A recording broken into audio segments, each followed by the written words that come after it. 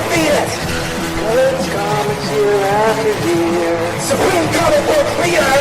Fight for the justice that is blind. An advocate, not a Terminator! With the awesome power of his mind. He speaks for the devil in red!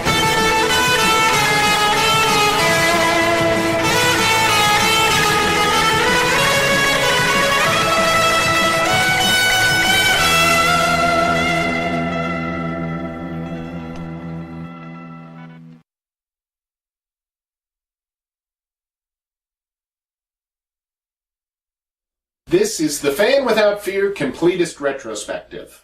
My name is Nick, the Fan Without Fear. Let's take a look at what's on our radar for today. Daredevil number 2, The Evil Menace of Electro. This issue is important because this is where, in the main continuity, Daredevil actually meets the rest of the Marvel Universe as a whole. We're going to see him take on his first superpowered clients, which will continue through his legal career. But this is also the first issue where he fights one of Spider-Man's supervillains. Now, one of the major criticisms I hear from other comic readers is that too much of Daredevil's rogues gallery crosses over with the web slingers. And there is some truth to that. There's a bit of overlap with the Kingpin, arguably Mysterio. But this is one of the few stories where the only reason the supervillain appears is because the readership would remember him from Amazing Spider-Man.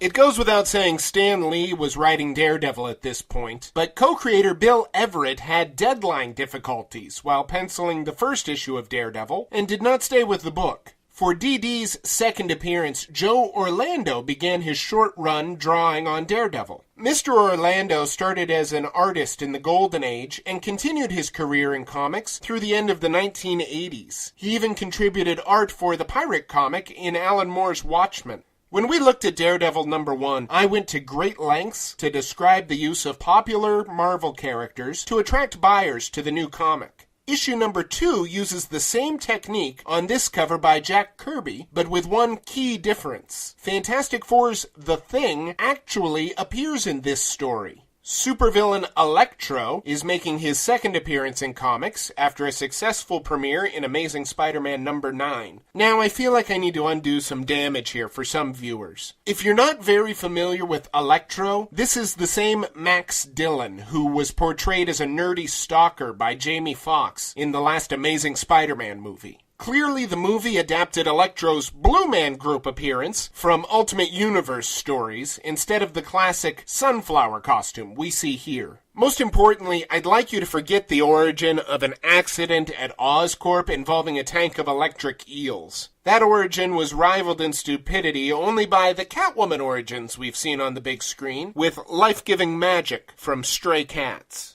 No, the Max Dillon we're looking at today is an electrical worker who was struck by lightning. To Dillon's amazement, he not only survived, but now could control electricity through his body. He sinks every penny he has into equipment to recharge his body and make himself more powerful, and then starts a super-powered crime spree. That is the entirety of Electro's origin. Also, there is no attempt from Stan Lee and Steve Ditko to connect the Max Dillon character to Peter Parker, or make the character more sympathetic in any way. Avoiding a lengthier examination of Max Dillon's motives is not bad storytelling. It's Nietzsche. Electro is a Superman whose superior ability elevates him above the moral constraints placed on regular men. Today you may look back on Electro and laugh at his floppy yellow hat, but understand, at the time of this issue's release, he was one of Spider-Man's most powerful enemies. Daredevil number 2 offered a battle between the newest superhero on the block and a truly superior villain, which Mr. Lee promises us on the title page may well be remembered as long as literature endures.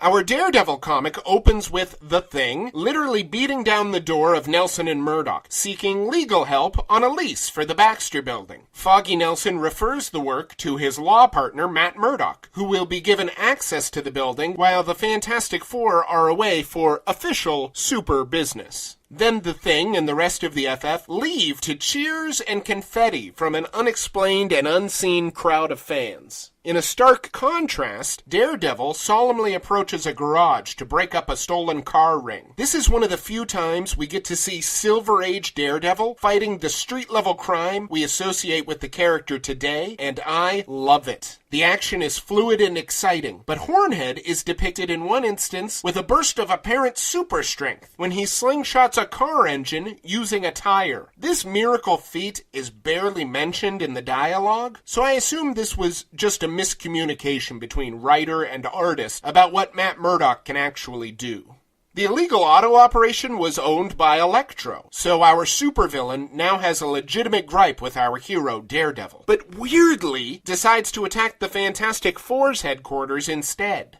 Matt returns to his office where he learns about the lease assignment for the Baxter building. Before leaving, his secretary, Karen Page, tells Matt she has contacted an eye doctor regarding an experimental cure for blindness. This is important because this conversation is the start of an ongoing B-plot, which actually offends me as a modern reader. In the Silver Age, there was a lot written about Karen and Matt sharing an attraction, but Matt's blindness keeping him from making the first move. Also, discussing his blindness here draws attention to a pretty obvious plot hole. Matt is sent alone to the Baxter building with no one to meet him. Matt is an exceptional and capable man, but why does the member of staff who is blind go alone to make an inspection? Also, wouldn't you think building inspector for this job rather than attorney? Let's move on.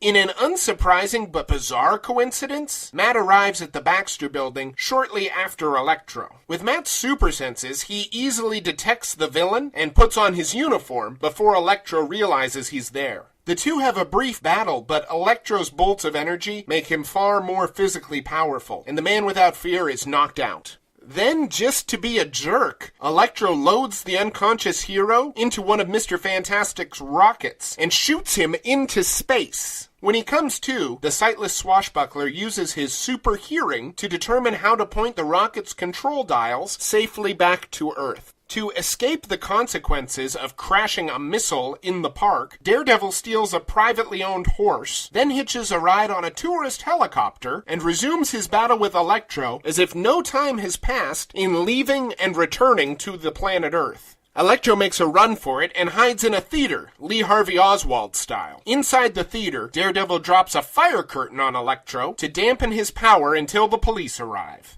In a twist of Peter Parkerian irony, the consequence of having a dual identity and helping the Fantastic Four as Daredevil left no time for Matt Murdock to complete work on their lease. The implication is Nelson and Murdock are fired as the Fantastic Four's attorneys, but this consequence will soon be perhaps deliberately forgotten, and very soon these characters will be brought together again to promote the sale of more comic books.